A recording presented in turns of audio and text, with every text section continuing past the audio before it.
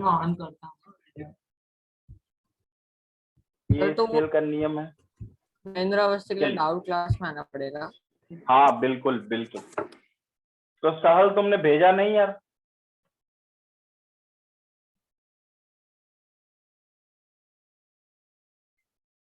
Written में देना पड़ेगा, लिखना पड़ेगा, बोलो। नहीं सर। चल तो जरा देखिए, ऑर्बिट, ऑर्बिट के बारे में आप क्या जानते थे? ऑर्बिट के बारे में आप क्या जानते थे? ऑर्बिट के बारे में यही जानते थे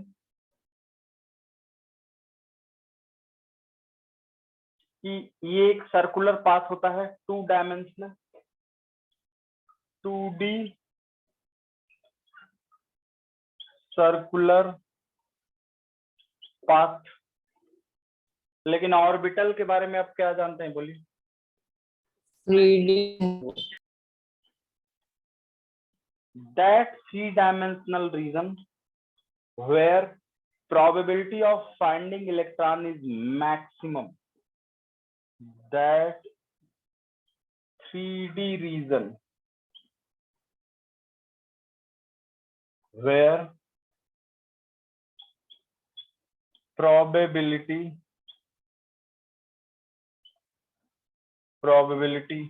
of finding electron is maximum called orbital। वह 3-डायमेंशनल रीजन जहां इलेक्ट्रॉन के पाए जाने की संभावना सबसे ज्यादा होती है उसे ऑर्बिटल का, ठीक है। तो ऑर्बिट समझे, ऑर्बिटल समझे। ऑर्बिट 2D सर्कुलर पाथ को बोलते हैं, ये 3-डायमेंशनल होता है। इसका शेप ऑलवेज सर्कुलर होगा, इसका कोई भी शेप हो सकता है, ये ऑलवेज सर्कुलर।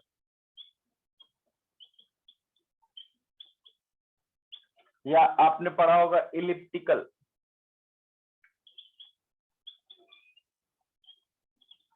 लेकिन ये क्या हो सकता है, सर्कुल, स्फेरिकल,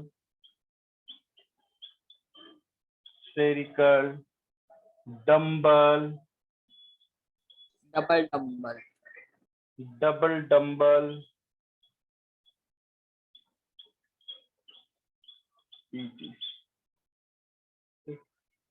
अब नोड देखिए, node, node oblique nodal plane. Node या नोडल प्लेन क्या होता है? तो जरा गौर से समझिए। वो स्पेस जहां इलेक्ट्रॉन के पाए जाने की संभावना बिल्कुल जीरो, मतलब मिनिमम, उसे हम लोग क्या बोलेंगे, नोडल प्लेन या नोड। तो लिखो, the space where the space where the probability of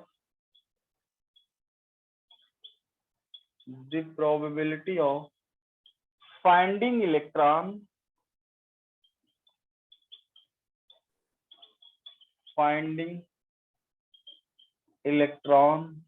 is minimum, bracket में लिख दो 0। प्रोबेबिलिटी की मिनिमम वैल्यू क्या होती है, 0। प्रोबेबिलिटी 0 से 1 के बीच में होती है, कॉल्ड नोड। एटम में ऐसी जगह जहां पे इलेक्ट्रॉन के पाए जाने की संभावना शून्य हो। क्रिस वाघेला और अली और केयूर, आप लोग वेटिंग रूम में साफ सफाई करवा दे रहे हैं। नोड तो मतलब एट नोड, नोड पर साई या साई स्क्वायर की वैल्यू 0 होगी। ये बात याद रखिएगा। अभी हम आगे आपको लास्ट टॉपिक पढ़ेंगे स्ट्रक्चर ऑफ एटम का, तो साई बताएंगे क्या होता है। इलेक्ट्रॉन के पाए जाने की संभावना को श्रोडिंगर मैकेनिक्स में साई या साई स्क्वायर से दिखाते आपने ए बी नोड लिखा है हैं। तो उसके पहले ए बी नोड लिखा है आपने, वो देखो ना राइट में एट नोड कैसे करते हैं सर एंगुलर क्या? सर्कल, सर एंगुलर सर्कल और ऑब्लिक में क्या लिखा है उसके बाद ऊपर? सर्कुलर और इलिप्टिकल, ऐसा भी ऑर्बिट माना गया था ना, समरफील्ड ऐसा, हाँ सर समझ गया। तो ये इलिप्टिकल शेप होता है सर्कल, मतलब ये 2D होगा ऑर्बिटल, ऑर्बिट, और ऑर्बिटल 3D होगा। सर इसको साई बोलते हैं। हाँ साई, तो स्पेल करोगे वो? हाँ बिल्कुल एक्सप्लेन करेंगे, लेकिन श्रोडिंगर वेव इक्वेशन पढ़ने के बाद साई को बताएंगे। स्पेल क्या स्पेल करोगे? तो आप लोग अपनी आवाज सही कीजिए। हमारी आवाज कैसे प्रॉपर आती है, आपकी आवाज ऐसे दबे हुए मरे हुए चूहों की तरह आती है। सर वो बैकग्राउंड म्यूजिक बहुत है बैकग्राउंड में क्या हुआ था? नहीं सर, ये कार्स का बहुत आवाज आता है। हमारे एक मिनट। बैकग्राउंड से आवाज आ रहा है? तो नहीं, 1 मिनट। पहले हर्षन वीडियो ऑन करो। ऑन ही है सर, दूसरा डिवाइस। तो बोल इससे क्यों रहे हो, उसी से बोलो फिर। इसमें ऐसा लग रहा है कि भी किशोर कुमार खराब ने है अपनी फोटो लगा रखी। सर, वो पुराना फोन है ना, तो वो अच्छे से ब्लूटूथ नहीं पकड़ता। अरे पुराने नए को मिला के सबको हाइब्रिड बना दो। चलो देखो इधर, अब ये नोड 2 टाइप के होते हैं। नोड जो होते हैं वो 2 टाइप के होते हैं। एक को हम लोग बोलते हैं रेडियल नोड और दूसरे को बोलते हैं एंगुलर नोड। रेडियल नोड और दूसरे को बोलते हैं एंगुलर नोड। देख लो भाई।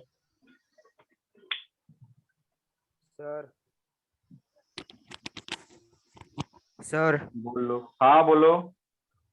सर आपने आज क्वेश्चंस प्रैक्टिस करवाने को बोला था सर। एक बात बताओ भाई, मेरी आवाज आ रही है कि नहीं? आ रही है सर। आ रही है सर। यस तो ये सब कहाँ गड्ढे में से बोल रहे हैं, इनकी आवाज कुछ आई नहीं है। तो रेडियल नोड जो होता है वो होता है n-l-1, और एंगुलर नोड को ही हम लोग इसी को नोडल प्लेन भी कहते हैं। नोडल प्लेन ये होता है l के बराबर। तो टोटल नोड कितना आ जाएगा भाई? महिमा चोट रानी इधर देखिए, टोटल नोड कितना आ जाएगा? n+n-1। n-l-1 प्लस l, तो n-। क्या मेरी बात समझ रहे हैं? नहीं समझ रहे हैं? सर ये n-1 कहाँ से आया? सर आपने कहा कोई क्वेश्चंस कराने वाले थे। बिल्कुल कराने वाले हैं, अभी तो कराएंगे। देखिए बिल्कुल कराने वाले हैं, क्वेश्चन ही तो कराना है पूरे वीक। अरे कौन है यार ये? Robotic type. तो माइक बंद करके देखो ना लोग, ऐसे बोलने की क्या जरूरत है रोबोटिक टाइप में? Hello sir. हाँ तो बताओ। सर वो त्रिशूल जैसे को क्या बोलते हैं सर?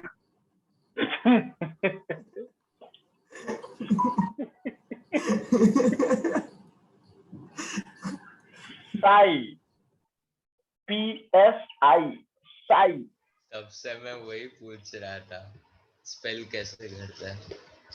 और सर वो बाय लिखा है, साई साई और साई साई स्क्वायर। साई स्क्वायर। हाँ ओके।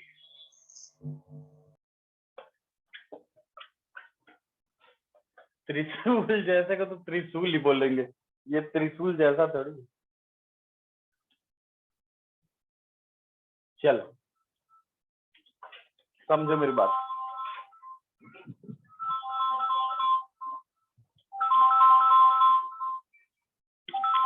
एक सेकंड। हेलो, हाँ मैडम। नहीं नहीं, हम किसी अभी बोर्ड का पेपर नहीं, संडे को चेक करेंगे मैडम, टाइम नहीं मिल पा रहा है। ठीक ठीक ठीक ठीक, हम जल्द से जल्द कर देंगे।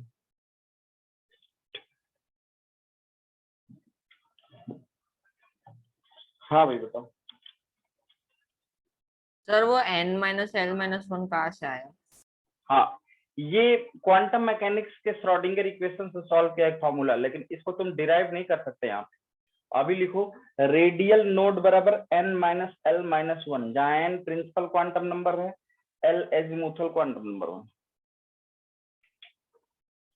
जैसे एग्जांपल देखो, चलो तुमको एक क्वेश्चन कराते हैं, तब तुम्हें समझ आएगा कि असल में हम कहना क्या चाहते हैं।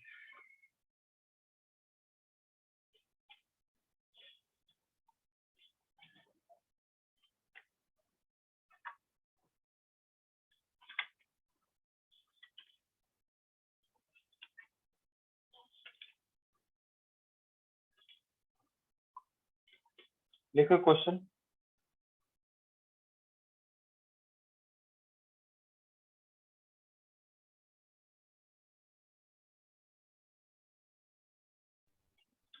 लिखो भाई।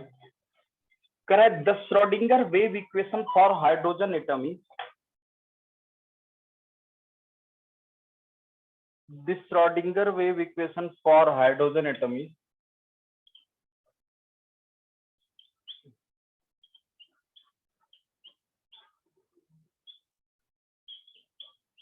the Schrodinger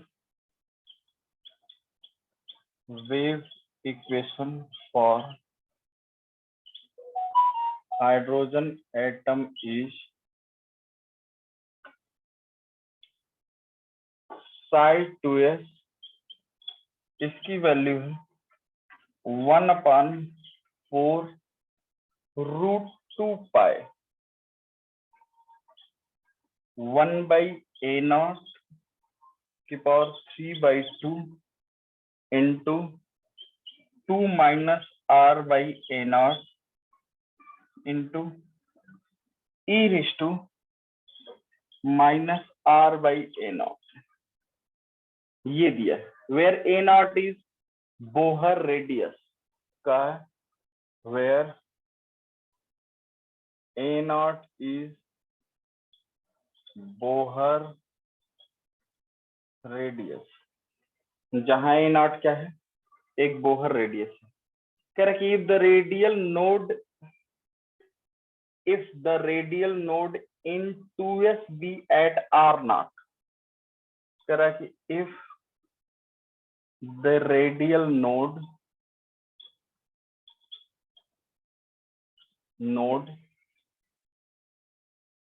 in 2s be at r0, in 2s be at r0, कह रहा कि 2s ऑर्बिटल में r0 की डिस्टेंस पर रेडियल नोड, न्यूक्लियस से r0 की डिस्टेंस, तो कह रहा then r0 would be equal to, then r0 would be equal to, चार ऑप्शन दिया है। अब देखिए इस बात को, देखिए आपको सही सही बता दें कि तो एक 10वीं पास के बच्चे को श्रोडिंगर वेव इक्वेशन पढ़ाया तो नहीं जा सकता है, चाहे कुछ भी कर ले, लेकिन उससे क्वेश्चन सॉल्व कराया जा सकता है, क्योंकि आईआईटीज वगैरह में क्वेश्चन पूछे जाएंगे। तो ए ऑप्शन दिया है आपका r/a0/2, बी ऑप्शन दिया है 2a0, सी ऑप्शन दिया है √2a0 और डी ऑप्शन दिया है ए नॉट बाई रूट 2। सर ये कराओ ना सर, कुछ समझ ही नहीं रहा क्या हो रहा है। हाँ सर समझ हाँ। मुझे भी। Yes sir. देखो एक लाइन का ये इतना देख के मत डरो। नोड की डिफिनेशन क्या बोली गई थी? नोड किसे बोलते हैं? वह सर वहाँ जगह जहाँ पे इलेक्ट्रॉन कम पाए जाए। कम मतलब नहीं, मिनिमम। इलेक्ट्रॉन पाए ही नहीं जाते हैं। जीरो इलेक्ट्रॉन के। तो एक बात बताओ, इलेक्ट्रॉन के पाए जाने की संभावना को किससे रिप्रेजेंट किया जाता है? साई या साई स्क्वायर। समझ गए? Yes. तो एक बात बताओ, सोल्यूशन देखो जरा ध्यान से देखो। एट नोड पर साई और साई स्क्वायर की वैल्यू क्या होगी? जीरो। बोलो हाँ या नहीं। अब जरा देखो, तो इसकी वैल्यू जीरो कर दो, तो इसका मतलब कि 0 बराबर 1/4 रूट 2 पाई 1/a0 की power 3/2 minus into 2 minus r/a0 into e⁻r/n। अब ये वैल्यू जीरो कब होगी बताओ? क्या ये जीरो हो सकता है 1/4? नहीं नो constant है। सर। क्या a0 जीरो हो सकता है? नहीं, वो तो बहुत रेडियस है। नहीं हो फिर सकता वो कब जीरो होगी? जब R ये वाला। वाली वैल्यू जीरो, 2 माइनस r/a0 इसकी वैल्यू जीरो, मतलब 2r/a0 के बराबर हो। 2 माइनस r/, तो इसका मतलब 2 इक्वल टू r/a0। इसका मतलब r इक्वल टू 2a0, तो r0 इक्वल टू 2a0। बोलो हाँ। सर फिर से रिपीट Yes, करोगे sir. ऊपर से स्टार्टिंग से। सर वो ए वाला क्या? ए बोहर रेडियस है। सर ई, वो जो लास्ट में ई लिखा है सर आपने, इलेक्ट्रॉन है। ये हाँ सर। ई का पावर तो कुछ भी करोगे जीरो नहीं आएगा। ई क्या होता है? ई लॉगरिथम वाला ई, लॉग नेपेरियन लॉग का बेस जो ई होता है। सर हमने नहीं पढ़ा, हमने नहीं पढ़ा। अरे वो 2.78 कोई वैल्यू होती है ना सर? 2 और 3 के बीच में होती है ई की वैल्यू। तो ये तो कभी यूलर्स जीरो हो ही नंबर। नहीं। हाँ यूलर, ओके सर। जिसका इस्तेमाल नेपेरियन लॉग। तो आप साई का इतना बड़ा एक्सप्रेशन देके आपको डरा दिया, लेकिन आपको ये नहीं पता है कि नोड पे साई की वैल्यू जीरो आती है। हाँ यार, अब इसको देहाती भाषा में समझो। देहाती भाषा में इधर देखो भाई शायद, ये न्यूक्लियस है, ये पहला सेल है, ये दूसरा सेल है, ये तीसरा सेल है। तो एक बात बताओ, अगर यहां से तुम यहां जाओगे तो यहां तो इलेक्ट्रॉन नहीं ना पाया जाएगा? नहीं सर। तो इसका मतलब न्यूक्लियस से ऐसी बहुत सारी डिस्टेंस हो सकती है जहां पे इलेक्ट्रॉन के पाए जाने की संभावना क्या हो? बिल्कुल जीरो हो। बोलो यस सर। तो इसका मतलब अगर हम इसको R1 कह दें, या अगर यहां से यहां गए इसको R2 कह दें, तो एट R1 भी साइज जीरो होगा, एट R2 भी साइज जीरो होगा। और अगर यहाँ से बाहर चले जाएं एटम के R3 डिस्टेंस पे, तो यहाँ तो जीरो होगा ही होगा। एटम के बाहर में थोड़ी इलेक्ट्रॉन घूम रहा है। बोलो यस सर। Yes sir. तो देयर में बी रेडियल नोड का मतलब समझो। रेडियल नोड का मतलब हम ऐसा न्यूक्लियस को माने हैं गोल, और रेडियली ऐसे जा रहे हैं सेंटर से रेडियस के लॉन्ग, और जहां पे इलेक्ट्रॉन की पाए जाने की संभावना जीरो होगी वहीं पे रुक जा रहे हैं। उसी डिस्टेंस को हम निकालना चाह रहे हैं कि कितने दूरी पर नोड पाया जाएगा। नोड मतलब इलेक्ट्रॉन नहीं पाया जाएगा। समझ गए? तो एक और क्वेश्चन लिखो इसी का दिया सर तो हुआ। फिर ये जो ऊपर जो इक्वेशन दिया उससे मिलता क्या है पर उससे? ये श्रोडिंगर वेव इक्वेशन है। ये हाइड्रो 2s को ऐसे रिप्रेजेंट किया जाता है, 1s को ऐसे, 3s को ऐसे, 2p को ऐसे। जैसे तुमने बोहर के बाद आफ बाउ पे आए ना, बोहर ने कहा था KLMN, इसने आफ बाउ ने कहा 1s 2s 3s। तो ये 1s का वेव इक्वेशन है, इलेक्ट्रॉन को particle as well as wave दोनों माना गया, तो ये श्रोडिंगर इक्वेशन है। तो उससे टेंशन ना लो, जो तुम्हें बताया जा रहा है बस नोड पे ध्यान दो, नोड। ओके आगे बढ़े, बोलो मिटाएं से। सेंटर से लेते हैं ना, मतलब उसका डिस्टेंस। हाँ नोड, हाँ सेंटर सर से एक बार निकालते हैं फिर से न्यूक्लियस। समझाओ ना। नोड उसे कहते हैं जहां इलेक्ट्रॉन के पाए जाने की संभावना 0। अब इसमें क्या समझाएं बताओ। और ऑर्बिटल उसे कहते हैं जहां इलेक्ट्रॉन के पाए जाने की संभावना सबसे ज्यादा हो। तो नोड असल में ऑर्बिटल का उल्टा होता है। हाँ सर। जहां इलेक्ट्रॉन के पाए जाने की संभावना सबसे कम होगी उसे नोड कहेंगे, जहां इलेक्ट्रॉन के पाए जाने की संभावना सबसे ज्यादा होगी उसे ऑर्बिटल कहेंगे। हाँ सर। तो इसमें 2 माइनस r/a0 क्यों दिया? अच्छा चलो देखो, अगर हम करें कि y बराबर 3x है, और हाँ सर। अगर हम कहते हैं कि अगर y 0 है, तो y 0 कब हो सकता है? या तो 3 0 के बराबर हो, या तो x 0 के बराबर हो। हाँ सर। अब चूंकि 3 तो 0 के बराबर हो नहीं सकता, हम भी जानते हैं, तो इससे क्या निकलता है? x 0 हो। तो ये तो 0 के बराबर नहीं हो सकता है, ये तो नंबर है, पाई नंबर है, a0 एक बोर रेडियस है, फिक्स वैल्यू है। तो फिर कौन 0 के बराबर होगा? ये इसके बराबर हो गया होगा, पूरी क्वांटिटी 0 हो गई। समझ गया। आगे बढ़े, और एक और क्वेश्चन होगा। अरे एक मेरी मिनट बात नोट कर लेते हैं।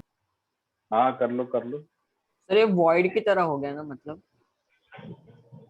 कह सकते हो कि वॉइड की तरीके हो गया, लेकिन नोड का मतलब समझो। नोड एक पर्टिकुलर जगह होती है जहां इलेक्ट्रॉन नहीं पाया जाता, जैसे धरती है। अब हम कहते हैं कि आदमी के पाए जाने की संभावना जहां सबसे ज्यादा होती है उसे कॉलोनीज कहते हैं, और जहां आदमी के पाए जाने की संभावना 0 होती है उसे वीरानी जंगल कहते हैं। तो वैसे एटम के अंदर है, जहां इलेक्ट्रॉन के पाए जाने की संभावना सबसे ज्यादा होती है उसे ऑर्बिटल कहते हैं, उस स्पेस को। और जहां इलेक्ट्रॉन के पाए जाने की संभावना 0 होती है उस स्पेस को क्या बोलते हैं? नोड। बोलो भाई, चैतन्य गिरी, कुंज, आप माइक आप लोग ऑफ करके रखिए। श्लोक अपना माइक ऑफ रखो, माइक को ऑन करके क्यों, और वीडियो ऑन करके रखिए। थोड़ा खिसिए ना, आप पीछे दिख नहीं रहा। आप खिसक गए। आपने लास्ट स्टेप कैसे डिराइव किया था? नहीं पहले लिख लिए कि नहीं ये बताओ। लिख लिया। हाँ तो बस माइक बंद करके देखो एक।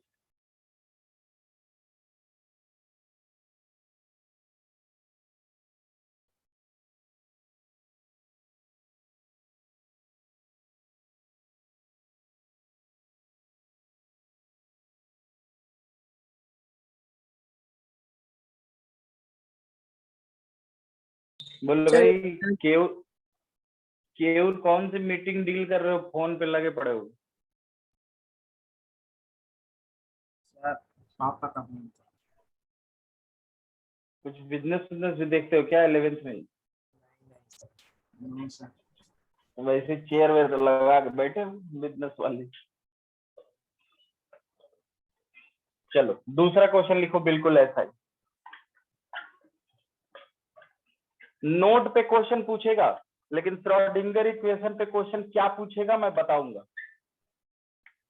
अरे मैं कुल मिला के बस बड़ी सिंपल सी बात समझ, तुम क्या पढ़ाया जा रहा है उसे चुपचाप देखो और अपना मॉड्यूल 100% लगाना। नहीं लगेगा तो बताना, खत्म। लेकिन अब क्या हम कर दे बताओ, कैसे? हम नहीं समझा सकते। क्लास 5 के 5th क्लास के बच्चे को कैसे बताया जाए कि यह संसार मोह माया है, जो तुम देख रहे हो सब मटेरियलिस्टिक चीजें एक दिन नष्ट हो जाएंगी। क्या 5th क्लास के बच्चे को समझ आएगा? नहीं नहीं सर, सर, हमें भी नहीं आता सर। हाँ तो वैसे ही क्वांटम मैकेनिक्स एक ऐसी चीज होती है कि धीरे धीरे महसूस होगी आप, तो ये है ही नहीं 11th में। दूसरा क्वेश्चन लिखिए, नेक्स्ट क्वेश्चन करा है, the Schrodinger wave equation for hydrogen atom is, अब ऐसे करा है, the Schrodinger wave equation for hydrogen atom is, hydrogen atom के लिए श्रोडिंगर वेव इक्वेशन लिखा है, यहां लिख दिया है साई रेडियल, साई रेडियल की वैल्यू लिखा है 1/16√4 Z/A0, Z/A0, फिर इसका पावर 3/2, फिर यहां लिखा है sigma -1 into sigma square -8 sigma plus 12, sigma square -8 sigma plus 12 into e⁻² ये ले। अब ये पता नहीं क्या है, हमें भी नहीं मालूम, ये न्यूक्लियस ऐसे r डिस्टेंस पे गया होगा, इलेक्ट्रॉन के पाए जाने की संभावना को इक्वेशन के फॉर्म में लिख दिया है। अब पूछ क्या रहा है, देखिए ध्यान से, पूछ रहा है where A0 and Z are the constant, जहां पर A0 एंड Z जो है वो कांस्टेंट है, मतलब ये जीरो नहीं हो सकते, कांस्टेंट का मतलब जीरो नहीं हो सकते। अच्छा कांस्टेंट, और क्या कह रहा है, in which answer can be expressed as, in which answer can be sir expressed as, हाँ बोलो। सर ये आखिरी में ब्रैकेट के अंदर क्या लिखा है सर, वो 0 लिखा है? सिग्मा -1, अच्छा जीरो क्यों सिग्मा, लिखा, अच्छा ओके ओके सर। जीरो में से 1 क्यों माइनस करें, एक्सप्रेस्ड एज सिग्मा बराबर 2ZR/A0, करा कि सिग्मा का ये रिलेशन होता है ZR और A0 के साथ, ठीक है कोई बात नहीं, डरना नहीं। पूछा है minimum and maximum position of radial node from nucleus R, then find minimum and maximum position of radial node from nucleus, then find, sir हम सॉल्व करें, minimum and maximum position of radial node from nucleus,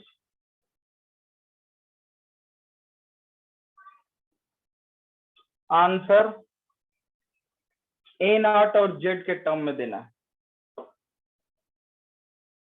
give your answer in, give your answer in A0 and Z, sir minimum A0/2Z आएगा और maximum sir वो निकाल रहा हूँ sir 6A0/2Z आ जाएंगे, यानी 3A0/Z। देख लो भाई, इन्होंने सही बताया, तो सही है, पता नहीं ऑप्शन तो दिया हुआ है कैसा दिख रहा है। हाँ सर ऐसा ही आंसर आ रहा है। ये नरेंद्र अवस्थी का सबसे लास्ट क्वेश्चन, क्वेश्चन नंबर सबसे लास्ट 174। चलिए अब हमको इस ताम झाम बैंड बाजा बारात से कोई लेना देना नहीं, हमको पता करना है नोड, और नोड पता करने के लिए हम सीधे इसको पकड़ के 0 के बराबर कर देंगे। बोलो यस हाँ सर, यस। तो देख लीजिए भाई आंसर फॉर नोड, नोड के लिए क्या होगा, साई किसके बराबर होगा बताइए, सिग्मा -1 और सिग्मा स्क्वायर -8 जीरो होगा। प्लस अब बताओ ये जीरो कब होगा? या तो ये जीरो हो जाए या ये जीरो हो जाए, क्योंकि ये सब तो कांस्टेंट है, जीरो हो नहीं सकते। बोलो यस सर। तो इसका मतलब कि sigma -1 into sigma square -8 sigma plus 12 yes sir. Value zero. Yes sir. तो पहला केस राइज हो सकता है कि या तो सिग्मा -1 बराबर जीरो हो जाए और सिग्मा -6 बराबर 0। ठीक है, और चलो सिग्मा -1 और इसको कैसे लिख सकते हैं? Sigma -6 into sigma -2। Sigma -6 into sigma -2। अब तो तीन चीजें आ गई। एक सिग्मा बराबर 1 आ गया, सिग्मा बराबर, क्योंकि एक बार ये जीरो हो सकता है, या तो ये जीरो या तो ये जीरो। तो अगर ये जीरो होगा तो सिग्मा 1 आ जाएगा। सिग्मा 1 का मतलब 2ZR/A0 की वैल्यू 1 हो जाएगी। बोलो हाँ या नहीं? Yes sir. तो यहाँ से R निकालो, R ही वो डिस्टेंस है, रेडियल डिस्टेंस यस जिसके सर। लॉन्ग हम नोट करें। तो यहाँ से A0/2Z। A0/2Z। अब एक बार सिग्मा -6 जीरो हो जाएगा। बोलो तो इससे सिग्मा किसके बराबर आएगा? 6। सिग्मा 6 का मतलब R कितना हो जाएगा? बोलो 3A0/2Z। 3A0/Z। 3A0/Z। और एक बार सिग्मा -2 बराबर 0 आ जाएगा। बोलो यस सर। तो सिग्मा बराबर 2, तो यहाँ से R कितना आ जाएगा? बोलो A0/Z। अब R की सबसे मिनिमम वैल्यू बताओ। A0/2Z। A0/2Z minimum. हाँ, और मैक्सिमम 3A0/Z। तो मैंने तुमसे कहा था ना कि ये अगर न्यूक्लियस है तो इससे मान लो ये R डिस्टेंस पे गए, तो यहाँ भी हो सकता है इलेक्ट्रॉन न पाया जाए, यहाँ भी न पाया जाए, यहाँ भी न पाया जाए। तो वो पूछ रहा है ये वाली डिस्टेंस कितनी होगी और ये वाली डिस्टेंस कितनी होगी, इसको नहीं पूछ रहा है। बोलो ध्यान से। हाँ सर, अब समझ में आ रहा है सर। लेकिन अब अगर आप ये जानने का प्रयास करना चाह रहे हैं तो ये नहीं जान पाएंगे, ये भूल जाइए। कोशिश किया जाएगा 1-2 दिन, लेकिन मैं 10 सालों से कोशिश करके देख चुका हूँ। तो 11वां साल ऐसा तो होगा नहीं कि कुछ नए किस्म के बच्चे पैदा हो गए। बच्चे तो वही हैं जो हर साल रहते, तो नहीं जान पाएंगे। तो इसलिए मैं क्वेश्चन सिखा देता हूँ। क्वेश्चन किसी भी तरीके का आएगा तो आप लगा देंगे, लेकिन अगर आप समझे कि श्रोडिंगर इक्वेशन जान जाए तो वो रहस्य है। वो ऐसे श्रोडिंगर कैट समझिए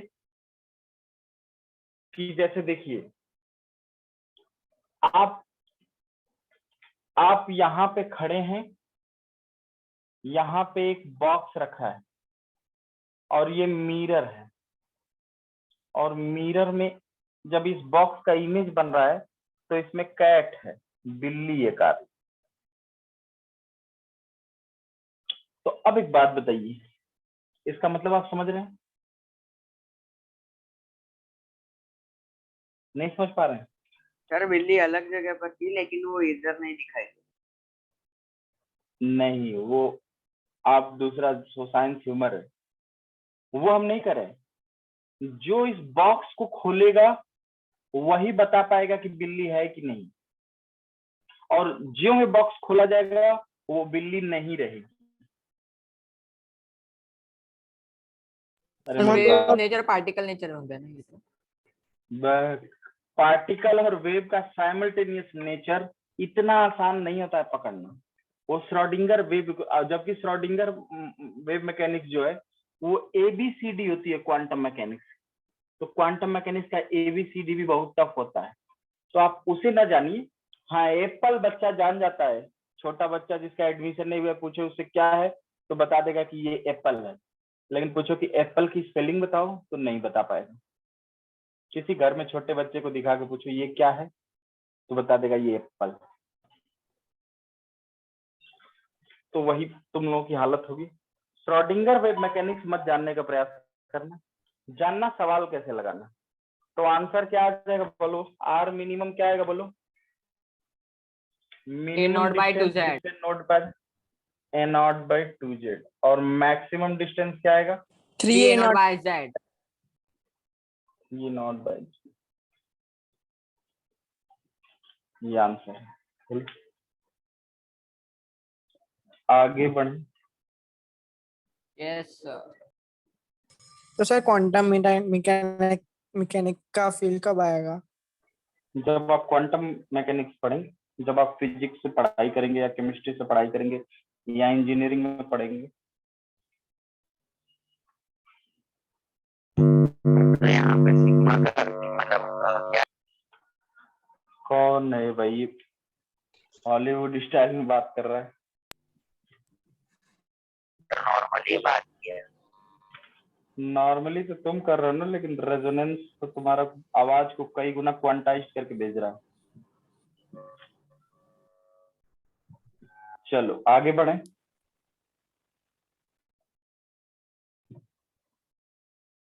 यस सर। हाँ तो ये तो रेडियल नोड समझे, रेडियल नोड का मतलब, हाँ सर ये पर ये सिग्मा है क्या? एक सिग्मा इसका है? सिग्मा एक क्वाड्रेटिक इक्वेशन रिप्रेजेंट करने में एक कांस्टेंट आता है। जैसे मेरी बात को समझो, जैसे सर्किल को रिप्रेजेंट करते हो ना, सर्किल को, तो सर्किल को रिप्रेजेंट कर, माइक बंद रखो भाई स्लो। सर्किल को रिप्रेजेंट करते होते x square plus y square equal to a square. तो ये कैसे पता चल जाता है कि ये एक सर्किल है? इस इक्वेशन को देखते तुम्हारे दिमाग में ख्याल आ जाता है कि नहीं ये एक सर्किल है जिसका सेंटर 0,0 है और रेडियस ए है। Yes sir. तो होता क्या है कि मैथमेटिकल एक इक्वेशन लिया जाता है जो किसी थॉट को भी रिप्रेजेंट कर सकता है, और उसी से चीजें आगे बढ़ती हैं, सिविलाइजेशन आगे बढ़ता है। समझ गए? Yes sir. हाँ, सोचने की, जैसे अब ये तुम्हें क्या दिखाई दे रहा है, ये तुम्हें क्या दिखाई दे रहा है बताओ? वेव। ये वेव। हमें तो ये राधे माँ का त्रिशूल दिखाई दे रहा है। तो वही कह रहे हैं ना कि एक ही चीज तुम्हें वो चीज दिखाई देगी, हमें कुछ और दिखाई देगी। साइमल्टेनियस दो लोग उसके दो रिप्रेजेंटेशन देंगे। तो जब particle as well as wave का जब रिप्रेजेंटेशन होता है तो वहां पे बहुत सारी चीजें ऐसे आएंगी। चलो मैं तुम्हें सिखाने का प्रयास करता हूँ, देखता हूँ कहाँ तक समझ जाती है। सर क्वेश्चन नहीं, थोड़ा देखें श्रोडिंगर इक्वेशन समझ में आता है कि और ये लिखना है देखो क्या? हाँ बिल्कुल लिखना है। इसमें क्या हम ऐसे हवा छाप पढ़ा रहे हैं? हम कह रहे हैं एक्स्ट्रा नॉलेज समझाना। y बराबर a sin ओमेगा t। क्या आपको पता है ये किसका इक्वेशन होता है? नहीं सर, नहीं पता, नहीं पढ़ा अभी तक। ये Viscosity है क्या? वन डायमेंशन वेव इक्वेशन होता है। एक वेव को रिप्रेजेंट करेगा। अरे साइन एक्स का कर्व पढ़े हो?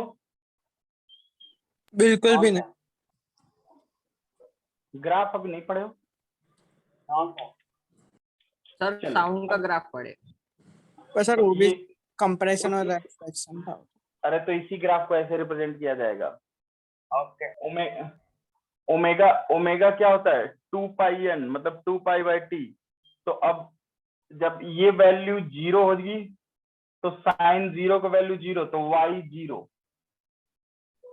अब ये वैल्यू जब 90 होगा तो y मैक्सिमम a को गेन करेगा। फिर ये वैल्यू 180 होगी तो फिर ये 0, फिर ये और बढ़ेगा तो ये माइनस ए को गेन करेगा, बोलो हाँ या ना। तो ये साइन एक्स का कर्व होता है, तो ये 1 डायमेंशन। अच्छा चलो इसका जरा डिफरेंशिएट कर दो तो dy बाई dx बताओ कितना आ रहा है। डिफरेंशिएशन अरे मैथमेटिकल टूल में भी मुक्का मारेंगे, सिखाया गया होगा 11th। नहीं अभी- सिखाया। नहीं सिखाया। तो अभी क्या पढ़ रहे हो? अभी अरे सर सर dimension, सिर्फ एक ही dimension। टाइप का डिफरेंशिएशन सिखा है, वो पावर होता है तो आगे आ जाता है। डिफरेंशिएशन हाँ अरे पावर तो आगे आ जाता है और तो ये नहीं माइनस बताया, हाँ ये तो ये बेसिक्स नहीं पढ़ा बताया है बस। ये नहीं बताया कि साइन एक्स का डिफरेंशिएशन cos x होता है। नहीं कुछ पढ़ा। कहा था, नहीं सर। हमें ऐसा भी कहा था अभी याद मत करो, फिर जेई की क्लास में हम्म। याद करना। चलो हम बता दे रहे हैं। ये साइन एक्स को अगर डी बाई डी एक्स में डिफरेंशिएट करोगे cos x तो ये cos x आएगा, और अगर साइन ax को डिफरेंशिएट करोगे डी बाई डी एक्स तो ये आएगा, साइन ax को करोगे तो cos ax आएगा, और इनटू ax का डिफरेंशिएशन क्या हो जाएगा a, तो क्या आ जाएगा a cos ax, बोलो हाँ यार। नहीं सर। और अगर d by d x of cos x करोगे साइन ये एक्स क्या आ जाएगा minus minus sine sin x आ जाएगा। चलो इतना से हमारा काम चल जाएगा। अब जरा देख गौर से देखो, तुम बहुत कूद रहे हो। श्रोडिंगर इक्वेशन ऐसी लहर आएगी कि उसी वेव में गोते लगाने लगो। चलो तो ये तो कांस्टेंट है, बाहर निकाल दो। साइन ओमेगा टी का डिफरेंशिएशन क्या होगा? cos omega cos omega x into omega, क्योंकि ओमेगा टी का टी के रिस्पेक्ट में क्या होगा डी बाई डी टी कर रहे हैं ओमेगा, तो क्या हो जाएगा बोलो d y by d t क्या हो जाएगा a omega cos omega T, बोलो हाँ या ना। अब फिर इसको डिफरेंशिएट करो तो d two Y by d t square क्या आएगा? और सर माइनस साइन, चलो ए ओमेगा को बाहर रहने में, कॉस ओमेगा टी का डिफरेंशिएशन क्या आएगा minus sine omega T yes sir, into omega. Omega, तो क्या आ जाएगा minus A omega square cos omega T.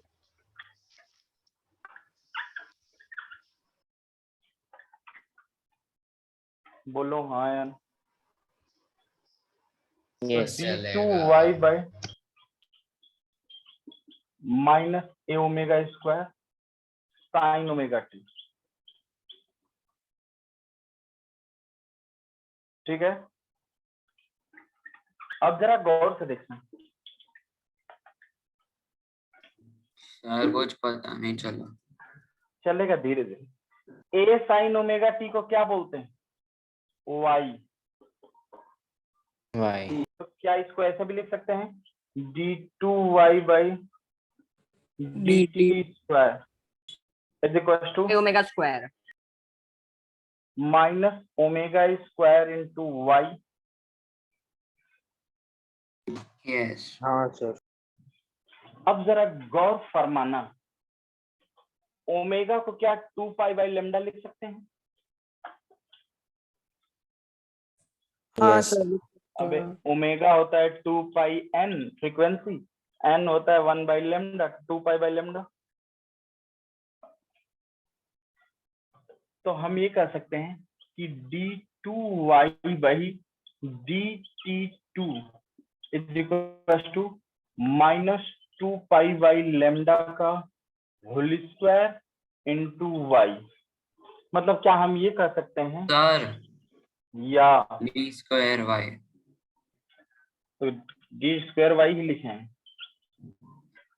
तो हम ये बोल सकते हैं कि d two Y by d t square is equal to minus 4 pi square upon lambda square into y. बोलो हाँ। Yes sir. हाँ और हमने क्या माना था, y t का फंक्शन है, t बदल रहा है तो y बदल रहा है। Yes sir. तो दुनिया में किसी भी वेव फंक्शन के लिए, for any wave function in the world, एक लाइन हम रिप्रेजेंट कर सकते हैं। देखो भाई, मानव सर रगड़ने से कोई फायदा नहीं। For any wave function,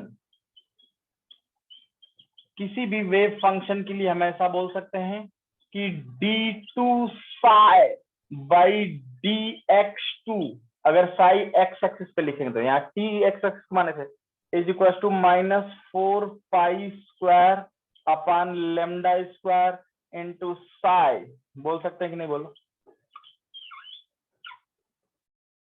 yes तो y को साइन था ना। हाँ, y कोई फंक्शन था तो हम उसको वेव फंक्शन मान लिए, साई लिख लो, where psi is electronic wave function. Electron को जब पार्टिकल और वेव दोनों की तरफ माना जा रहा है। चीजों को फिजिक्स आगे नहीं ले जाती है, मैथ आगे ले जाती है, एक स्टेप बढ़ाती है, अब फिर फिजिक्स को आती है। अब सोचो इसका मतलब क्या होगा। तो इसका मतलब पता है क्या है, अगर इलेक्ट्रॉन एक्स एक्सिस के अलोंग 3 डायमेंशन में मूव करने के लिए फ्री है तो उसका ये इक्वेशन लिखा जाएगा मूवमेंट का। Yes sir. क्योंकि एक्स एक्सिस के अलोंग हमने लिया। बोलो हाँ या सर ऐसे तो y एक्सिस और z एक्सिस के लिए भी होता है। या बिल्कुल होगा। तो अगर हम कहें कि अगर इलेक्ट्रॉन 3D में मूव करने के लिए फ्री है तब तो एक्स वाई जेड तीनों आना चाहिए। Yes sir. पहले इतना लिख लिया कि नहीं, बोलो, हम मिटाएंगे ऊपर। सर कुछ हाँ, समझ नहीं आ रहा। सर समझने के लिए नहीं बाकी है है सर। ये, समझने के लिए नहीं है अर्थन, ये सोचने के लिए। क्वांटम मैकेनिक्स है। सर लिखना सर ये लिख लो, लिखना है। लिख लो। सर वो थर्ड स्टेप में वो a omega minus sine omega t into omega क्यों किया? क्योंकि डिफरेंशिएट। साइन ओमेगा टी का डिफरेंशिएशन कॉस ओमेगा टी का साइन ओमेगा टी होगा, और फिर omega T function of the function है ना। ओमेगा टी को फिर डिफरेंशिएशन करोगे तो ओमेगा बाहर नहीं निकल जाएगा।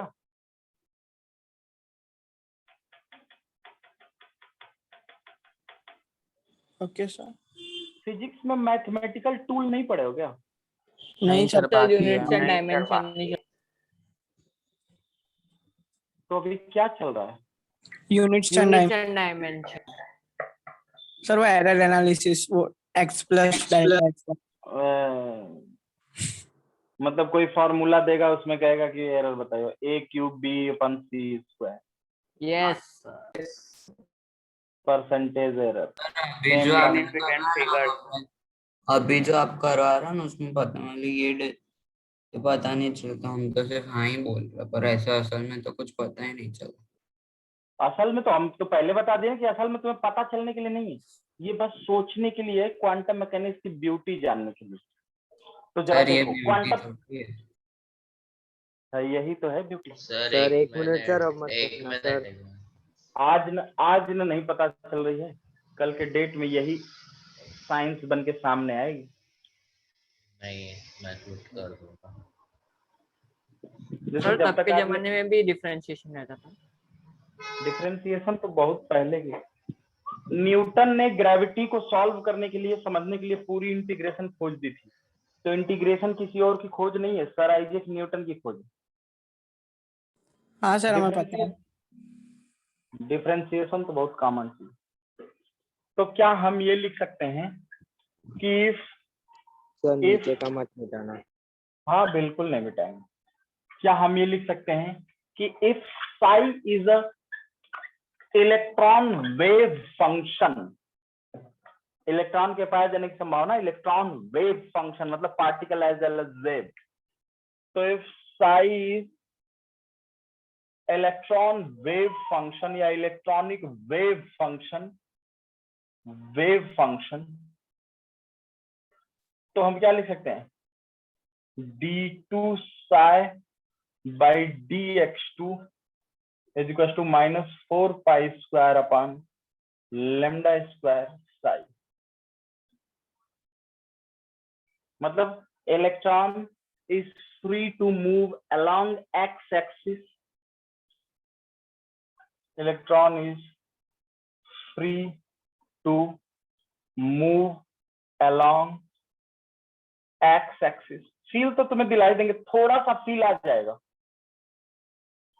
पहली बात, न ये आईआईटी में पूछेगी, बोर्ड में तो कभी जिंदगी में किसी बोर्ड के टीचर से पूछोगे तो मर जाएगा तुरंत, तो बोर्ड में तो कभी जिंदगी में नहीं आएगी, और ना आईआईटी में आएगी। आईआईटी में नोड आता है, नोड पूरा और बताएंगे ढंग से, तो उसको छोड़ो। तुमने अभी बीच में बोल दिया क्वांटम क्वांटम चिल्ला दिया, थोड़ा सा पढ़ाना तो पड़ेगा, नहीं तो नहीं पढ़ाएंगे तो शांत नहीं होगे तुम लोग। अब वीडियो ऑफ वाले बच्चे वीडियो तुरंत ऑन कर लें, सर नहीं तो वेट इंशाल्लाह टाइम सर ये तो उनका वन डायमेंशन में था सर। हाँ लिख लो, if electron is free to move in 3D, अगर 3D में मूव करेगा तो इस इक्वेशन को हम लिख सकते हैं d2 psi बाई D2y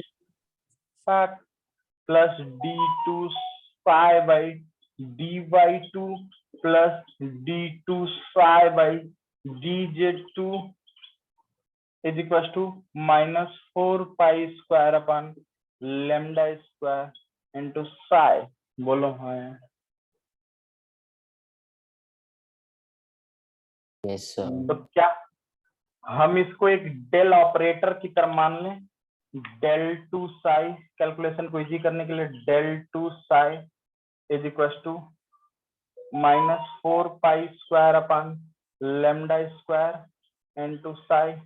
अब जहां तुम कहोगे डेल का मतलब क्या है, वे डेल इज ए ऑपरेटर, एक ऑपरेटर। जैसे हम तुम कोई भी क्वेश्चन सॉल्व करते हो तो पूछता है कि इसकी वेलोसिटी कितनी आएगी, तो तुम मान लेते हो ना कि लेट वेलोसिटी v आएगी। बोलो, वीडियो ऑन करो सब लोग। तो जहां डेल की वैल्यू क्या है बताओ, del 2 by del x2 plus del 2 by del y2 plus del 2 by del z2, हाँ या ना? Yes sir. तो चीजें बड़ी थोड़ी में हो गई। अब जरा ध्यान से देख, क्या तुमने पढ़ा था डी ब्रॉगली?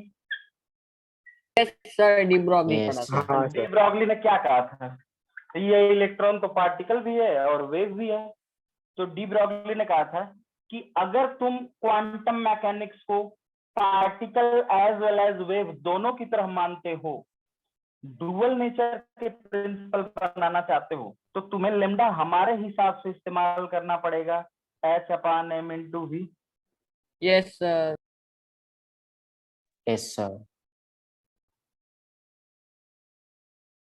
मतलब हम इसको सोच रहे हैं, तुम जरा ध्यान से देखो, हम आप किसको सोच रहे हैं। बोहर मॉडल में अगर डी ब्रॉगली लगाते थे तो ऐसा था मामला, ये यस तो ये तो इलेक्ट्रॉन 2D में घूम रहा था, हम अब इसको रिप्रेजेंट कर रहे हैं। इलेक्ट्रॉन 3D में घूमने के लिए स्वतंत्र है, सबसे लास्ट में, याद करो। लेकिन एटम के बाहर नहीं जाएगा, एटम के अंदर है, particle as well as wave. हम यस इसे सर। अब जरा गौर से देखिए, तो जब इस इक्वेशन में लेम्डा की जगह h/m into v रख देंगे तो ये डुअल बिहेवियर की इक्वेशन में कन्वर्ट हो जाएगी, हाँ या ना? Yes sir. हाँ, बिल्कुल। तो कन्वर्ट करिए। बता दे रहे हैं कि ये बोर्ड में आएगी नहीं, जेई में भी ये आएगा नहीं, लेकिन नोट जानने के लिए थोड़ा सा तुम इच्छुक थे। एनसीईआरटी में एक लाइन लिखी है, H Sai equals to e Sai, इसी को उसने कहा है this is Schrodinger wave equation. अब ये कहां से आया भाई, एच क्या है, ई क्या है, साई क्या है? अब दोनों जगह साई लगाए तो बचत करते काट, साई को साई से काट, एच बराबर ई हो जाता है। तो ये तो गड़बड़ चीज है, तो थोड़ा सा देख लेते हैं कि क्या एनसीईआरटी ऐसा लिख दी। अब एच बराबर m into v इसमें डाल दो तो क्या आ जाएगा बोलो, del 2 psi is equal to -4 pi square. अच्छा, लेमडा की जब वैल्यू डालोगे उठा के तो h square upon m square mv ऊपर चला जाए, एंड टू साई mv ऊपर चला जाएगा भाई। बोलो बहुत अच्छी बात। तो क्या आ जाएगा बोलो, del 2 psi is equal to -4 pi square h square. तो तुम कभी ध्यान से देखना, उसका आइंस्टीन वेंस्टीन का या किसी साइंटिस्ट का फोटो जो बोर्ड पर वो पढ़ा रहा होता है, या जेसी बोस, सीवी रमन, तो इसी टाइप की चीजें लिखी रहती हैं, साई ये जेड एक्स वाई, यस कुछ तो पता ही नहीं चलता यार ये कौन सी साइंस पढ़ा रहे हैं। वो सब क्वांटम मैकेनिक्स का इस्तेमाल करके चीजों को आगे ले जाते हैं। तो del 2 psi, अब देखो -4 pi square m square v square, -4 pi square, Planck पीछा नहीं छोड़ेगा, प्लैंक का क्वांटम थियरी से ही क्वांटम मैकेनिक्स बनी। तो 4 पाई, इसलिए एच को सम्मान के साथ जगह देते हैं यहाँ पे, m square v square into psi बोलो। अब बताओ, यदि इलेक्ट्रॉन चाहे पार्टिकल हो, चाहे वेव हो, चाहे particle as well as wave दोनों हो, एनर्जी तो वही होगी ना, kinetic plus potential is to total energy. Yes sir. तो हम जानते हैं, अब चूंकि बोहर ने तो इलेक्ट्रॉन का टोटल एनर्जी का फॉर्मूला डिराइव कर दिया था, तो हम जानते हैं कि देखो चूंकि काइनेटिक एनर्जी क्या होती है, हाफ हाफ mv²। तो अगर m से मल्टीप्लाई कर दो तो kinetic m energy into k होता है। Half m square v square. Yes sir. Centripetal force. अच्छा सुनो फ्रेंड, इसको 2 into kinetic energy into m कर दो, तो m square v square. Yes sir. अच्छा, तो एक बात बताओ, इस m स्क्वायर v स्क्वायर की जगह पे ये रख दोगे? सब्स्टिट्यूट कर दे। सब्स्टिट्यूट कर। चलो कर दो, बताओ क्या आ रहा है। -4 pi square 2ke dot m psi by h square. -8 pi square आधा घंटा। के del square psi equal to क्या है बताओ? -8 पाई स्क्वायर। वेरी गुड, अब आने वाला है धीरे धीरे, -8 pi square ke dot m। अच्छा ठीक है, अच्छा ठीक है, के डॉट m और यहाँ m इधर घुसा दो, के upon h square h square. Sai. जब मिटाएं, एक देखो तुम लोग एकदम साइंटिस्ट लेवल की पढ़ाई पढ़ रहे हो जिसका कोई मतलब है नहीं, लेकिन फिर भी ऐसे मजे ले रहे हो कल्पनाओं में। सर 2 मिनट सर दिखाने। बिल्कुल 2 मिनट का तुम टाइम को इधर उधर भी फ्लक्चुएट कर सकते हो। तो फिर हम लोग इसका स्क्रीनशॉट ले रहे, लिख नहीं रहे, चलेगा? अरे क्या मजाक है, स्क्रीनशॉट यहाँ तो गाली भी लिखवाई जाए तो लिख लेना चाहिए। सर स्क्रीनशॉट से सख्त नफरत करते हैं। स्क्रीनशॉट दो ही चीजों से हमें नफरत होती है, एक जो बच्चे मॉड्यूल नहीं करते हैं, दूसरे जो स्क्रीनशॉट लेते हैं। मन करता है उनको आजीवन कारावास करवा दें अगर हम सरकार में आ जाए तो। सर 1 सेकंड सर, 2 मिनट नहीं। और वीडियो ऑफ करने वालों को तो काट दें उंगली, उनकी एक उंगली माल डाकू की तरीके काट के टांग दिया करें कि ये बच्चा वीडियो ऑफ करता है। देख लो भाई नित्य। सर नींद आ रहा है सीरियसली। वेरी गुड, कुछ तो है जिसकी वजह से नींद आ रहा है, नहीं तो आजकल की जिंदगी में तो नींद भी हराम हो गई। कम से कम क्वांटम मैकेनिक्स सुला दे रही, ये बड़ी चीज समझ। देखो बात वो नहीं है, जो बात वो है कि जहां तुम सोचना बंद कर दोगे वहीं से क्वांटाइजेशन शुरू हो जाएगा। जो तुम्हारी मैक्सिमम थॉट जा सकती है वो क्वांटाइजेशन तक ही जा सकती है, वही तुम्हारा सरकमफ्रेंस। अब बताओ, काइनेटिक एनर्जी में एक्सप्रेशन नहीं आता है, आता टोटल एनर्जी पोटेंशियल एनर्जी में, क्योंकि जो चीज लाइट के स्पीड से मूव कर रही होगी उसकी काइनेटिक एनर्जी निकालना तो फिर दिक्कत हो जाएगी, आप उसकी एक्सप्लेनेशन नहीं दे सकते हैं। तो काइनेटिक एनर्जी को हम क्या लिख सकते हैं? Total minus potential. Yes sir. तो हम क्या लिख सकते हैं? del 2 psi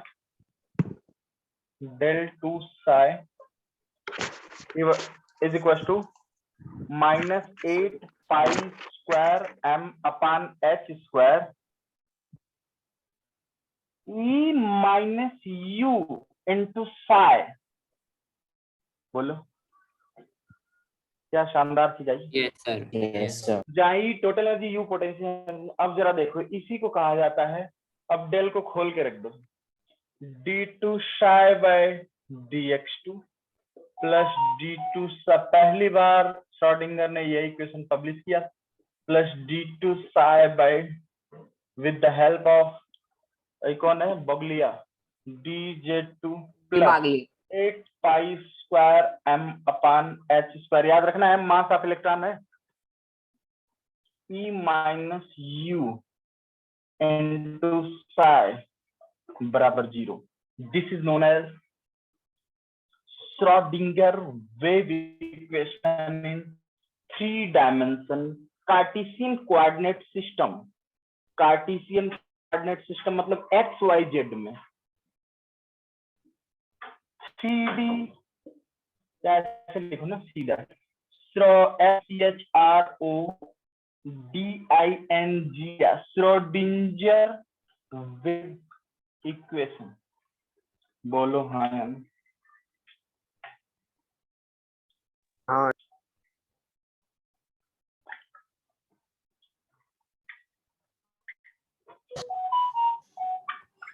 जो क्या रिप्रेजेंट करता है particle as well as wave nature of electron. कौन है जो हथौड़ी बजाना शुरू कर दिया? Particle as well as wave nature of electron when electron is free to move in 3 dimension having energy E, kinetic energy, total energy and potential energy U, mass m, Planck constant। बोलो sir इससे fine मिलता क्या है? इससे हम अरे इसी से तो पगले NLM की वैल्यू आई है क्वांटम नंबर की। अरे सर ऐसा इससे फिर ऐसे तो सर हम अब जो तुम्हें लिखा था ना psi for 1s, psi for 2s, psi for 3s ऐसा लिख के दिया था ना क्वेश्चन नोट वाला। Yes sir. इसी से तो आई है सर। हाँ तो इससे n की वैल्यू फाइंड कर सकते हैं? बिल्कुल कुछ भी कर सकते हैं इलेक्ट्रॉन एटम के बारे में, कुछ तो सर इसे नोबेल प्राइज मिला श्रोडिंगर को। हाँ शायद नोबेल प्राइज मिला है। क्वांटम मैकेनिक्स के जन्मदाता कहा जाता है इसको, श्रोडिंगर। श्रोडिंगर को गूगल पे सर्च कर लो, इसको मिला है। जर्मन साइंटिस्ट था श्रोडिंगर। सर आपने ये कब पढ़ा? हमने क्या क्या पढ़ा, उससे क्या फायदा है तुम्हें बताओ? तुम्हारा कोई मॉड्यूल सॉल्व होगा उससे? क्या करेंगे बताओ? हमारा दिन भर क्या काम है? खाना और ये सर मिला था नोबेल प्राइज। मिला था ना? किस ईयर में मिला था? 1936 में ना? नहीं 1933। 1933 में इसे नोबेल मिला है और आइंस्टीन को 1921 में मिला था। 1921 में अल्बर्ट आइंस्टीन को फोटो इलेक्ट्रिक इफेक्ट के लिए नोबेल मिला था। इसको 1933 में। ये आइंस्टीन के बाद का रिसर्च है, बहुत बाद का, और दूसरी लेटेस्ट रिसर्च है। और दूसरी चीज कि आइंस्टीन अभी बहुत ज्यादा इसमें इंटरेस्ट ले रहे थे। अगर ये ज्यादा दिन जी जाते तो इसमें भी कुछ अंड दे देते, लेकिन उससे पहले जापान पे परमाणु बम गिर गया, इनकी हालत हो गई खराब। 1961 में डेथ हुई होंगी। डेथ हुई थी तो थोड़ा और। अब 33 में तो प्राइज मिला तो धीरे 10-15 साल और थोड़े इस पे काम करते, लेकिन तब तक उनका हालत बिगड़ गई। अब जरा ध्यान से देखो, ठीक है। अब एनसीईआरटी वाले देखो कहाँ से लाए हैं, एक्स साइज प्लस टू ई साइज। ज्यादातर जगहों पे देखोगे तो ऐसे ही लिखा रहता है। इसी को कहा जाता है s psi is to e psi s. ये कहलाता है श्रोडिंगर वेव इक्वेशन। ये ऑपरेटर फॉर्म में है, ये कार्टेशियन फॉर्म में था एक्स वाई जेड में।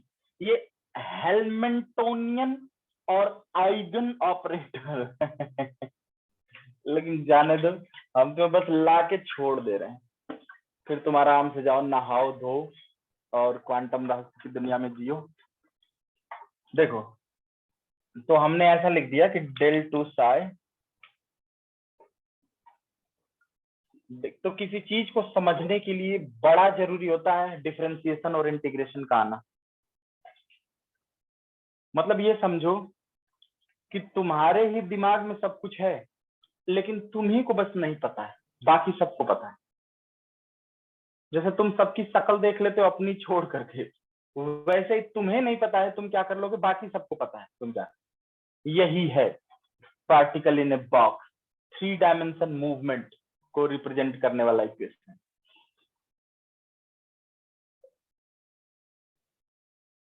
हाँ, plus 8 pi square m upon h square, इसको अब अंदर घुसेड़ दो, into e into Sai minus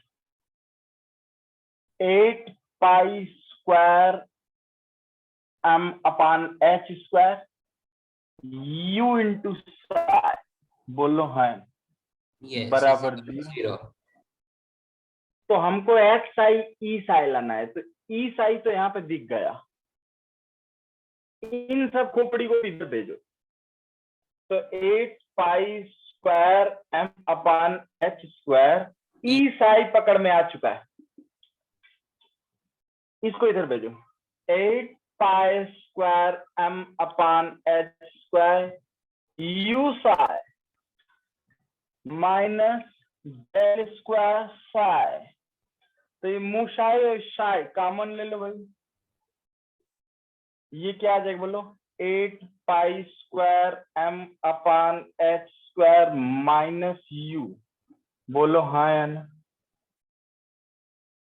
क्या तुम sir u minus delta, u minus del square, बोलो हाँ या।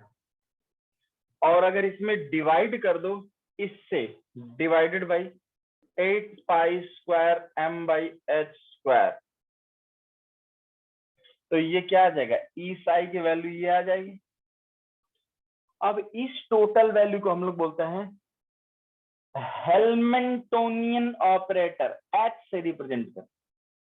गणित क्या करती है कि जैसे तुम अपने घर में रहते हो, जितना कूड़ा कचरा निकला उसको एक काले रंग के प्लास्टिक में डाल के कूड़े वाले को फेंक देते हैं, ये ले जा दफा हो जाए। तो वही मैथ करते हैं, जितनी इतनी कठिन चीजें सबको एक छोटा छोटा ऑपरेटर बना के उठा के फेंकती जाती है। आसान से आसान बात समझ, मतलब यूनिवर्स जो है ना, वो बिल्कुल आसान से आसान चीजों को एक्सप्लेन करना चाहता है। वो हिंट देता है कि आप समझिए, E psi equal to H psi, इसे ही बोलते हैं। अब काट मत दीजिएगा, ये साई एनर्जी के साथ लग के कुछ और हो जाता है, और ये साई एच के साथ लग के कुछ और हो जाता है। इसको बोलते हैं Schrodinger wave equation. This is the F बराबर m into A of quantum mechanics. ये समझो F बराबर m में है, जहां E क्या है, एनर्जी ऑपरेटर, या इसे आइगन वैल्यू ऑपरेटर कहा जाता है। आप सिंपल भाषा में लिखिए एनर्जी ऑपरेटर, और H क्या है, हेल्मनटोनियन, HELMENTONIAN, हेल्मनटोनियन ऑपरेटर। सर्च कर लो भाई गूगल पे, मानो तुम तो गूगल लेके बैठते हो, 3 गूगल के साथ चलते हो। एक्सक्यूज मी सर, सर एक मिनट, स्पेलिंग देखना। सर ये जो एनर्जी है सर, वो कौन से Side शेल्स की हो जाओ। एनर्जी रहती है, किसकी एनर्जी रहती है? ये एनर्जी तो टोटल एनर्जी है। इलेक्ट्रॉन जब पार्टिकल और वेव दोनों की तरफ मूव कर रहा है तो उसकी टोटल एनर्जी। H एक ऑपरेटर है, जैसे डेल एक ऑपरेटर था। तो सर ये उसे पूरे है- एटम का कैसे बताता है? हाँ बताता तो है। अब सर ये एक इलेक्ट्रॉन का ही इक्वेशन, ये इक्वेशन 1s के लिए अलग तरीके से सॉल्व होगा, 2s के लिए अलग तरीके से सॉल्व होगा, 3s के लिए अलग तरीके से सॉल्व होगा। समझ गए? सर ये हाँ। मॉडिफाई होता ही रहेगा। हाँ, इस- इसी के मॉडिफाई हो करके हजारों नए नए क्वांटम मैकेनिक्स के टूल पैदा हो जाएंगे। हाँ सर, वो इधर ऐसा दिया है H is equal to p² upon 2m plus v।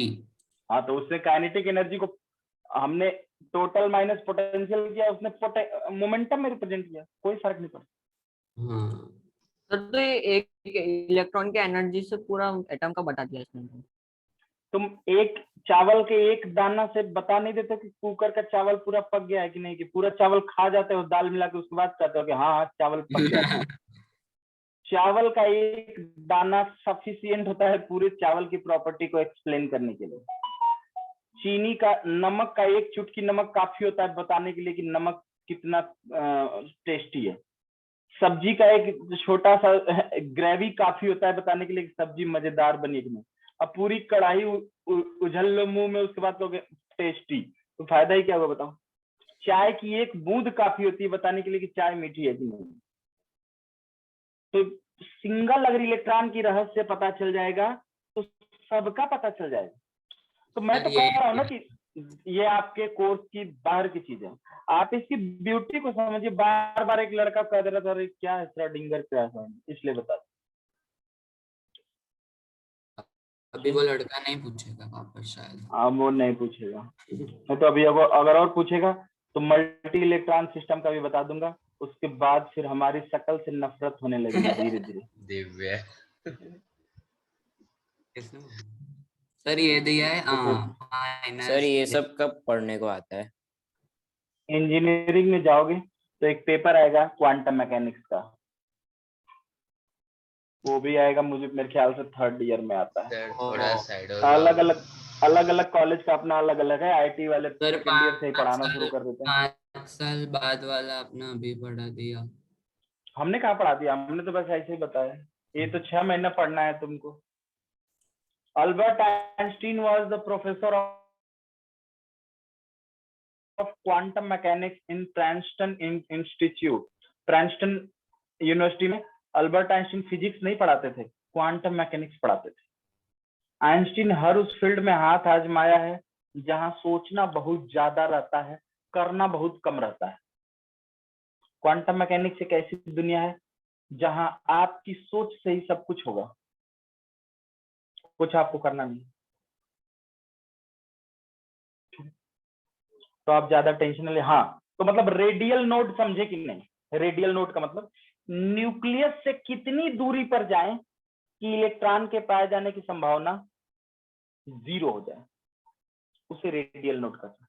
Minimum distance पूछेगा तो क्वाड्रेटिक इक्वेशन को सॉल्व करके मिनिमम वैल्यू बताना।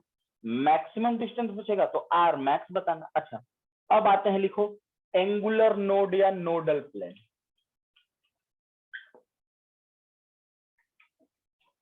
तो तुम्हें क्या लगता है कि इलेक्ट्रॉन की खोज, प्रोटॉन की खोज, न्यूट्रॉन की खोज, रदरफोर्ड जेम्स और रेडविक, यही सब अब साइंस रह गया है। साइंस बहुत एडवांस हो चुकी है। Angular node, angular node oblique nodal plane, ठीक है। तो मैं आपके दिमाग की थकान को समझ सकता हूं। आज की सेवाएं यहीं समाप्त की जाती हैं। 5 ड्रिल हमें चाहिए स्ट्रक्चर ऑफ एटम का, आपसे अनुरोध है।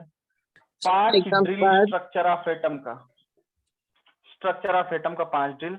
और मोल कॉन्सेप्ट आप 100% लगा लीजिए, इसमें आपकी भलाई है। हाँ, अरे मैं ये चाहता हूं, बंद कर दो भाई। केयूर भाग गया क्या? कैसा?